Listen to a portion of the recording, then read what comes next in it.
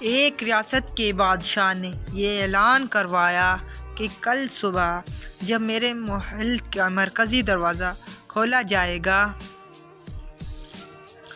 تب جس شخص نے بھی محل میں جس چیز کو ہاتھ لگا دیا وہ چیز اس کی ہو جائے گی۔ اس اعلان کو سن کر سب لوگ آپس میں بات چیت کرنے لگے کہ میں نے سب سے قیمتی چیز کو ہاتھ لگاؤں گا۔ کچھ لوگ کہنے لگے میں تو سونے کو ہاتھ لگاؤں گا، کچھ لوگ چاندی کو، تو کچھ لوگ قیمتی زیورات کو۔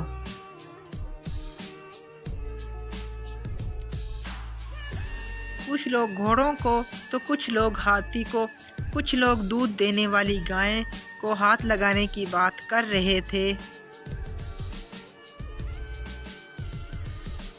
جب صبح محل کا مرکزی دروازہ کھولا اور سب لوگ اپنی اپنی من پسند چیزوں کے لیے دوڑے، سب کو اس بات کی جلدی تھی کہ پہلے میں اپنی من پسند چیز کو ہاتھ لگا دوں۔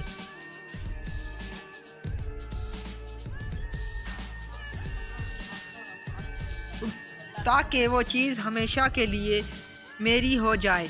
بادشاہ اپنی جگہ پر بیٹھا سب کو دیکھ رہا تھا اور اپنے آس پاس ہو رہی بھاگ دوڑ کو دیکھ کر مسکرا رہا تھا۔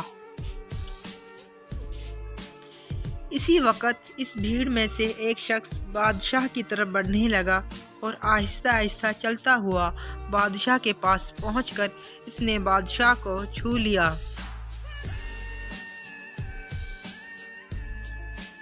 بادشاہ کو ہاتھ لگاتے ہی بادشاہ اس کا ہو گیا اور بادشاہ کی ہر چیز بھی اس کی ہو گئی۔ جس طرح بادشاہ نے ان لوگوں کو موقع دیا اور لوگوں نے غلطیاں کی،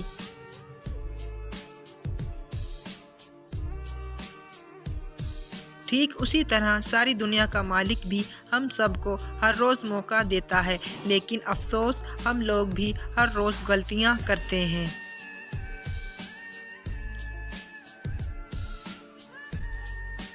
ہم اللہ کو حاصل کرنے کی بجائے اللہ پاک کی بنائی ہوئی دنیا کی چیزوں کی آرزو کرتے ہیں، لیکن کبھی بھی ہم لوگ اس بات پر غور نہیں کرتے کہ کیوں نہ دنیا کے بنانے والے مالک کو پا لیا جائے۔ اگر مالک ہمارا ہو گیا تو اس کی بنائی ہوئی ہر چیز بھی ہماری ہو جائے گی۔